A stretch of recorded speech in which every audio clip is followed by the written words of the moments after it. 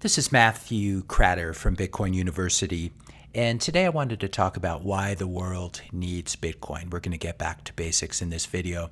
First of all, the world needs money, in part because of the coincidence of wants problem. So for example, you may grow tomatoes, I grow apples. I want to buy some of your tomatoes, but you don't want to exchange them for my apples. It's also confusing to try to figure out how many apples a tomato is worth. So this is basically money as a medium of exchange.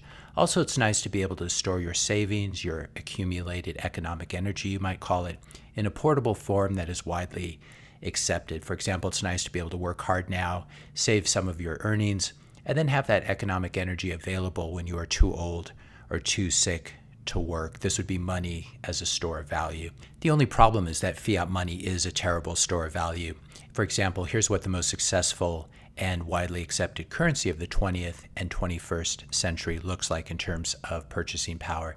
$1 used to be worth about $26 in current purchasing power, and now it's only worth $1 of purchasing power. So it's gone down a tremendous amount. There are other ways of storing your economic energy or storing your savings. For example, there's real estate, which has worked well for some people. But the problem with this is real estate, it's not portable. You obviously can't exchange it for apples or oranges in a very convenient way. It's not very liquid. There are very high fees, commissions that exist to make it liquid if you want to buy or sell.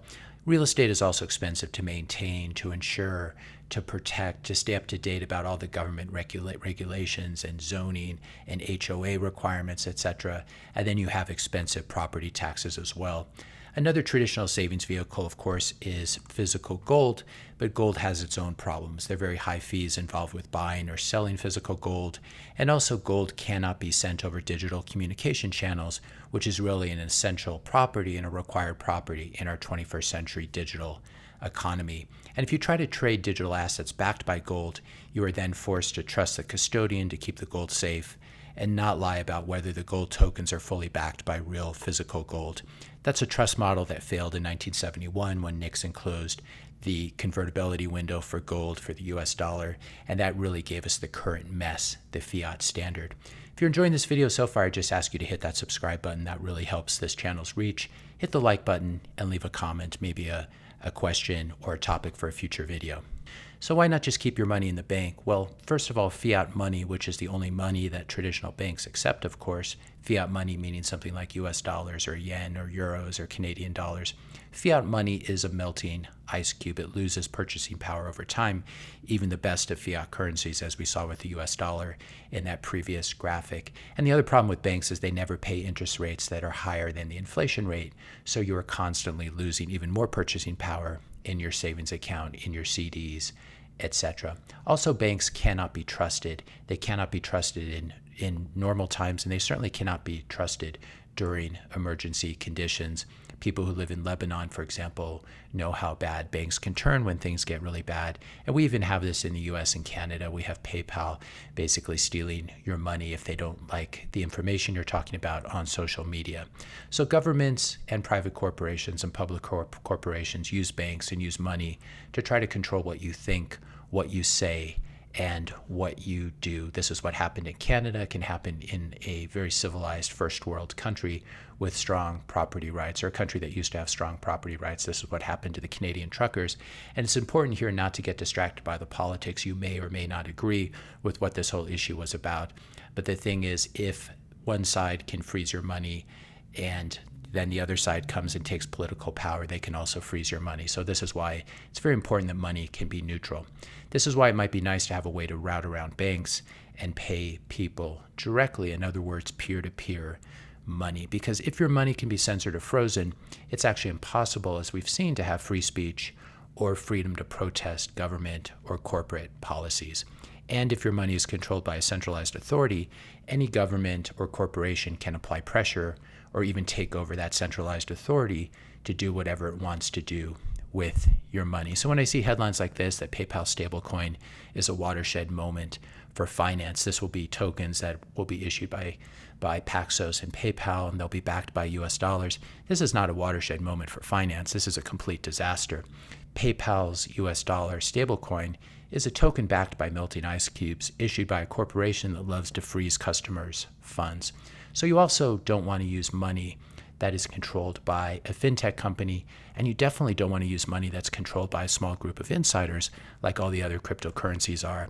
Do you really want to use Cardano that's controlled by a guy who looks like this, or XRP that is controlled by people who look like this? And thanks to Mitchell Hoddle for this graphic, but you definitely don't want to use money that is controlled by someone like this. That is not how you sleep well at night. Unlike Ethereum, XRP, Cardano, and all the other altcoins, Bitcoin cannot be changed or controlled by a small group of people. It's extremely safe, stable, base layer money. Its fiat price does vary quite a bit over time, but if you dollar cost average, this helps to take care of that problem. And this is what we would expect if an asset is being monetized from ground zero. There is going to be volatility because the market cap of Bitcoin is so small compared to the market caps of traditional currencies and other traditional assets. But Bitcoin's volatility, its fiat price volatility, will continue to go down over time as its market cap increases. So why does the world need Bitcoin? Because Bitcoin allows you to save for the future without having to worry about governments or corporations seizing your money or destroying its purchasing power through money printing like the central banks do, like the Federal Reserve does, like the ECB does, like the Bank of Japan does. Bitcoin is freedom money. Bitcoin frees people to pursue their hopes and dreams. Bitcoin frees human culture from monetary enslavement, and Bitcoin allows the arts and sciences to flourish without being held captive to government financing, funding, interference, and control. And in fact, Bitcoin allows regular people as well to get on with their lives and spend time with their families. Instead of being glued to their computer, checking their stock portfolios, monitoring massaged government economic reports with fake data like non-farm payrolls and a fake massaged CPI, which measures fake inflation, or worrying about the latest bank failures. When you use Bitcoin as your bank, you never have to read the news and worry whether your bank is the latest one to fail. Bitcoin is freedom money for you and me, and that's why the world needs Bitcoin.